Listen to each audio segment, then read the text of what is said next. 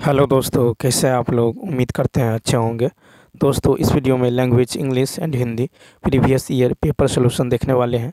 यह video BPSC tree 4.0 के लिए अत्यंत आवश्यक है, तो आप लोग लास्ट तक जरूर बने रहिएगा। 8/12/2023 को पूछा गया था। तो चलिए शुरू करते हैं। शुरू करने से पहले यदि आप नए हैं तो चैनल को सब्सक्राइब कर लीजिए, बेल आइकन को प्रेस कर दीजिए और एक बार वीडियो को शेयर कर दीजिए।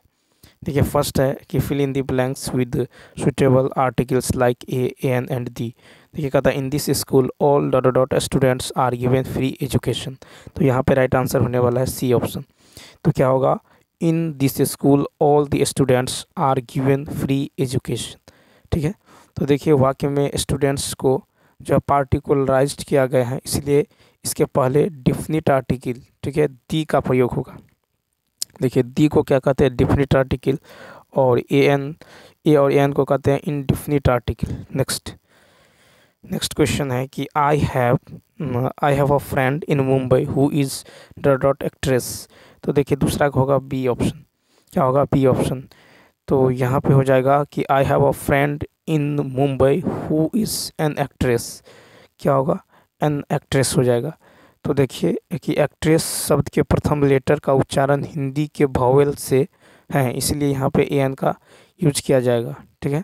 जब किसी इंग्लिश के शब्दों के प्रथम लेटर का उच्चारण अ, आ, ए, ऐ, हर्ष, दीर्घ हर्ष, उह, दुर्घ उह हो तो एन का प्रयोग करना चाहिए। नेक्स्ट देखिए, तीसरा है कि which of the flowing is not a river. तीन का होगा A option, bay of Bengal. तो देखिए, बे ऑफ बंगाल यानी बंगाल की खाड़ी जो है नदी नहीं है। ठीक है। गोदावरी और गंगा ये दोनों नदियां हैं। नेक्स्ट फिर है कि which of the flowing is not a part of drawing room. तो फोर का होगा डी ऑप्शन। क्या होगा, डी ऑप्शन। तो देखिए, ड्राइंग रूम का भाग जो है वॉशिंग मशीन और चिमनी नहीं है। इस प्रकार इसका उत्तर क्या होगा, more than one of the above. 5 number देखिए, कहता कि today is Sunday the day before yesterday was. तो 5 का क्या होगा, बी ऑप्शन हो जाएगा। क्या होगा, तो यहाँ पे हो जाएगा आपको फ्राइडे हो जाएगा। ठीक है। क्या होगा, फ्राइडे। देखिए, कहता है कि टुडे, यदि मान लीजिए ये टुडे है, टुडे यानी आज जो है क्या है, तो आज है संडे, आज है संडे। तो यस्टरडे, यस्टरडे क्या होगा, तो यस्टरडे ये हो जाएगा यानी बीते हुआ कल। ठीक है। तो ये हो जाएगा आपको सैटरडे। क्या होगा, सैटरडे।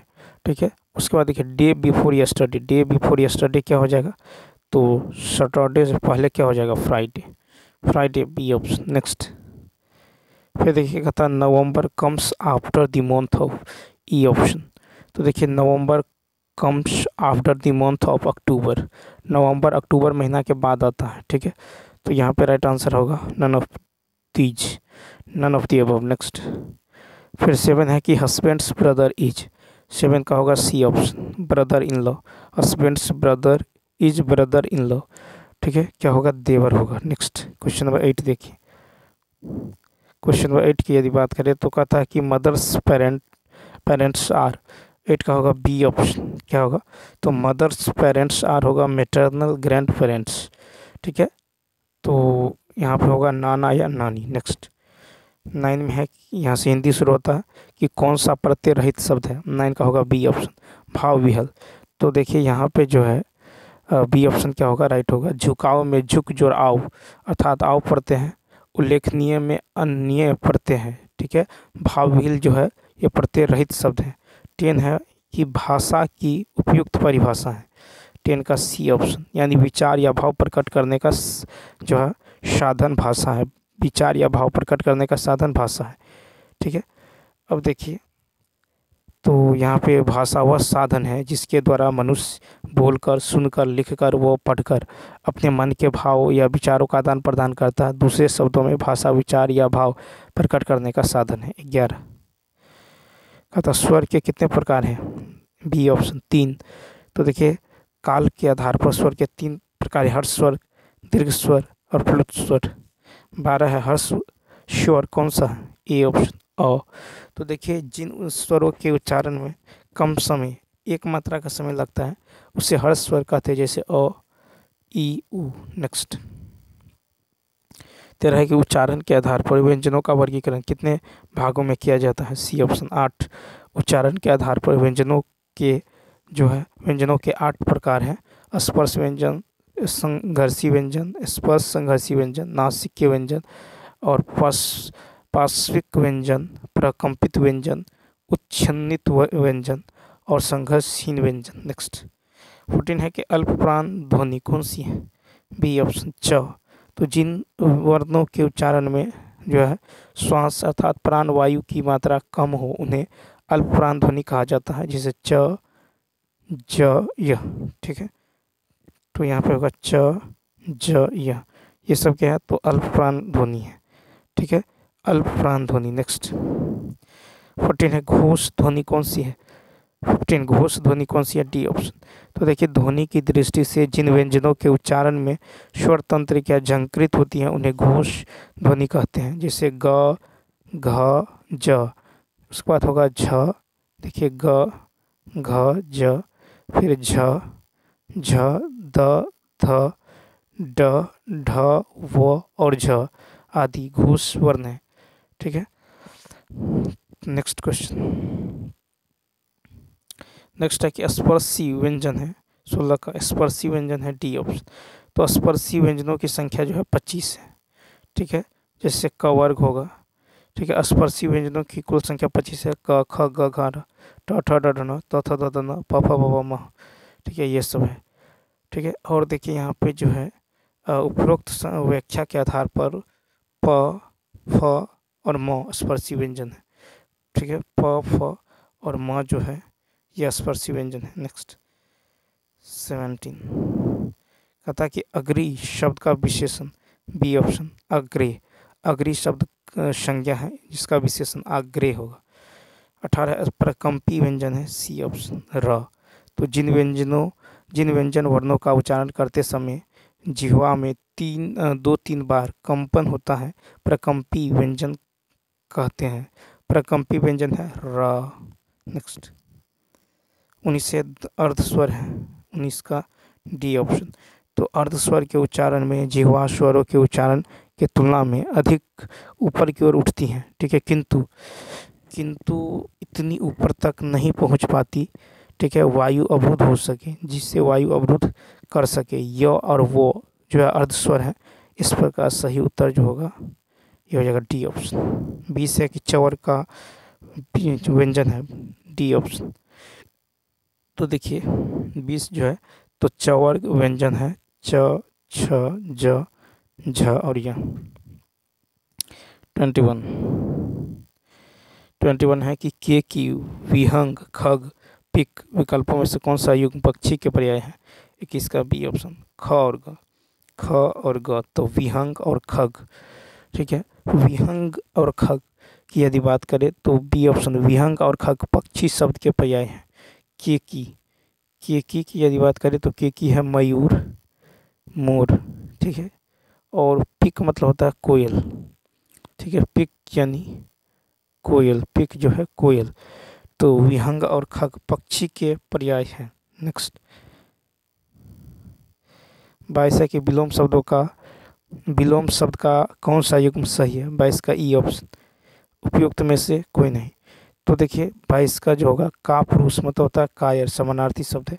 का पुरुष यानी कायर, ये समानार्थी शब्द है। कुप्सा यानी निंदा, कुप्सा का निंदा। ठीक है, कुप्सा का निंदा ये है समानार्थी शब्द है। ठीक है, तो यहाँ पे और सकल का संपूर्ण विकल हो जाएगा, व्याकुल, परेशान। तो यहाँ पे ई ऑप्शन। नेक्स्ट निम्नलिखित में से कौन सा वाक्य अशुद्ध है?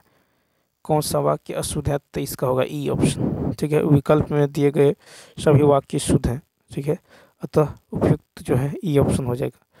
तो यहाँ पे सभी वाक्य क्या है? शुद्ध है। ठीक है, यह कहना आपकी गलती है, चरखा चलाना चाहिए, मुझसे यह काम संभव नहीं। 24 है कि रचना के आधार पर कौन सा विकल्प वाक्य का भेद नहीं है? ए ऑप्शन उपवाक्य। तो रचना के आधार पर वाक्य के भेद इस प्रकार है: सरल वाक्य या साधारण वाक्य, दूसरा संयुक्त वाक्य, तीसरा मिश्र या जटिल वाक्य। अतः यह कहा जा सकता है कि रचना के आधार पर उपवाक्य वाक्य के भेद नहीं है। 25 जिन शब्दों से न्यूनता, लघुता, हीनता या तुच्छता का बोध हो उसे क्या कहते हैं? 25 का ए ऑप्शन उनार्थक शब्द, तो जिन शब्दों से न्यूनता, लघुता, हीनता या तुच्छता का बोध होता है उसे उनार्थक शब्द कहते हैं। 26 है जिसे बुलाया न गया हो, वाक्यांश के लिए एक शब्द। 26 का सी ऑप्शन अनाहूत, ठीक है, तो जिसे बुलाया न गया हो अनाहूत, ठीक है। अनासक्त यानी निर्लिप्त, ठीक है। आद्य यानी अध्यय मतलब न देने योग्य। 27 है कि संज्ञा की माप तोल का बोध कराने वाले विशेषण कहलाते हैं, ठीक है। तो संज्ञा की माप तोल कराने वाले विशेषण 27 का हो जाएगा बी ऑप्शन परिमाणवाचक, ठीक है। तो संज्ञा की माप तोल का बोध कराने वाले विशेषण परिमाणवाचक विशेषण कहलाता है। 28 नंबर देखिए, 28 है कि रचना के आधार पर जल शब्द किस कोटि का है। रचना के आधार पर जल जो है किस कोटि का है, तो 28 का हो जाएगा ए ऑप्शन रूढ़ शब्द, ठीक है। तो रचना के आधार पर जल रूढ़ शब्द की श्रेणी में आता है। रूढ़ शब्द वे शब्द जिनकी किसी निश्चित अर्थ के लिए प्रयुक्त किया जाता तथा जिनके खंड करने पर जो है खंडों का कोई अर्थ न निकले, रूढ़ कहलाते हैं। नेक्स्ट फिर है कि कौन सा मात्रिक छंद है। 29 का डी ऑप्शन मात्रिक छंद है। तो देखिए जिन छंदों में मात्राओं की संख्या लघु तथा गुरु स्वर यति तथा गति के आधार पर पद रचना होती है उन्हें मात्रिक छंद कहते हैं। जैसे दोहा, सोरठा, चौपाई, ठीक है, रोला, हरिगीति, काछ, ठीक है, छप्य, कुंठ, ठीक है, कुंडलिया, बरवे आदि मात्रिक छंद है। नेक्स्ट 30 नंबर कहता उदित उदयगिरी मंच पर रघुवर बाल पतंग बिकसे संत सरोज सब हरे लोचन श्रृंग। उपयुक्त दोहे में कौन सा अलंकार है। 30 का ए ऑप्शन रूपक अलंकार, ठीक है। तो कौन सा अलंकार है, रूपक अलंकार। तो रूपक अलंकार जहाँ पर उपमेय और उपमान में कोई अंतर न दिखाई दे, ठीक है, वहाँ रूपक अलंकार होता है, ठीक है। उदित उदयगिरी मंच पर रघुवर बाल पतंग बिकसे संत सरोज सब हरे लोचन श्रृंग, यहाँ पे है रूपक। तो चलिए दोस्तों इस वीडियो में इतना ही। यदि यह वीडियो अच्छा लगा हो तो लाइक, शेयर और सब्सक्राइब करना न भूलें। तो चलिए मिलते हैं नेक्स्ट वीडियो में। Thanks for